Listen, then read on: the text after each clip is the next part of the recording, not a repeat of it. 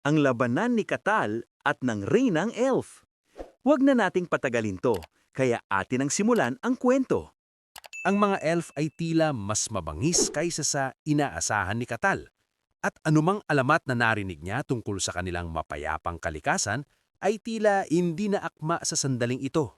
Gayunpaman, pinipili niyang baliwalain ito bilang wala ng iba kundi isang natural na reaksyon sa isang hindi inaasahang mananalakay.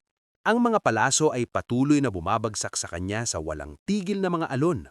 Ngunit, bawat isa ay tumatalbog lamang ng walang epekto. Pagkatapos, sa isang simpleng palakpak ng kanyang mga kamay, naglalabas si Katal ng isang puwersa na napakalakas na ilang mga elf ay nahulog sa kanilang mga paa, nahulog sa hangin na parang mga dahon sa bagyo.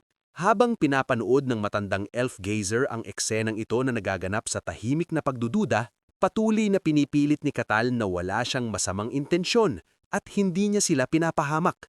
Isang dumana kaisipan ang pumasok sa kanyang isipan na marahil ay lumampas siya sa hangganan at ang pagpapakita ng lakas na ito ay lalo lamang nagpalalim ng kanilang takot. Habang nagsisimula na siyang mag-isip na umatras, isang biglaang pagsabog ng init ang nagpapaalala sa kanya ng isang naglalaglabag na palaso na lumilipad patungo sa kanya mula sa likuran. Ang liwanag nito ay matalim na tumatagos sa lamig. Lumabas na ang reyna na nasa patrol ay bumalik na upang ipagtanggol ang kanyang mga tao mula sa kanyang inakalang nakamamatay na banta. Ang marangal na pinuno ng lipi ng dahon na kilala sa pangalang Marcelia Hassan Karasha, bla bla bla, ay humihingi ng paliwanag para sa kaguluhan. Walang pag-aaksaya ng oras, agad na itinuro ng matandang elfo si Katal. Inaakusahan ang kawawang dayuhan na umatake sa kanilang nayon ng walang dahilan. Patuloy na hinihimok ni Katal na hayaan siyang magsalita, ngulit ang kanyang presensya na nakatayo ng matangkad at walang kahit isang sugat ay nagdulot ng pagkabahala kina Marcelia at ang matanda. Ang reyna ay nagmura tungkol sa kung gaano kadumi ang mga tao, pagkatapos ay sumugod sa kanya na may buong tiwala na madali niyang mapapalayas ang isang katulad niya. Sa sandaling iyon, tahimik na nagsimula si Katal na magtaka kung nauunawaan ba nila kahit isang salita sa sinasabi niya o kung sadyang pinipili nilang hindi ito pahalagahan. Pinaghihinalaan niya na ang kanilang katigasan ay maaaring hindi mula sa takot kundi mula sa malalim na ugat na puot sa pagitan ng mga elfo at tao. Naalala niya mula sa kanyang panahon sa mga snowfield na ang mga tao ay nagsisimulang makinig lamang kapag nakapagbigay ka ng tamang suntok. Habang dumadaan ang mga kaisipang iyon sa kanyang isipan, naglunsad ang reyna ng isang atake na may anyong makapangyarihang dragon.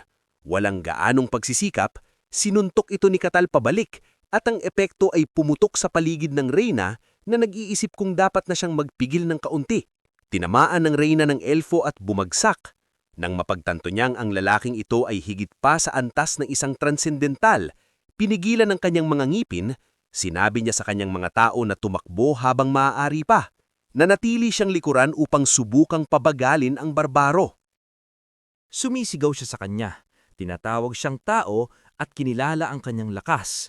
Ngulit nanumpa rin siyang hindi niya papayagang magtagumpay ito sa anumang baluktot na layunin na dinala niya rito. Si Katal ay muling hindi pinansin, unti-unting napagtatanto na ang mga bagay ay lumalala na. Bilang kanyang huling hakbang, tinawag ng reyna ang isang nagliliyab na espiritu ng toro na tinatawag na Piego, na lubos na tiwala na ang nilalang na ito ang bahala sa intruder. Ngurit ang kawawang barbaro ay napuno ng saya sa kanyang nakita dahil bawat halimaw na nakaharap niya sa snowfield ay pangit at kakaiba. Walang katulad ang napakagandang halimaw na ito. Habang hinahangaan niya ang toro na natatakpan ng apoy, hindi nag-aksaya ng oras si Marcelia at inutusan ng kanyang nilikha na wasakin ang lalaking nakatayo sa kanyang harapan. Ang espiritu ay tila isang mataas na antas ng apoy na entidad, mas matanda, mas mayabong at mas makapangyarihan kaysa sa mga karaniwang espiritu gaya ng mga sinaunang espiritu.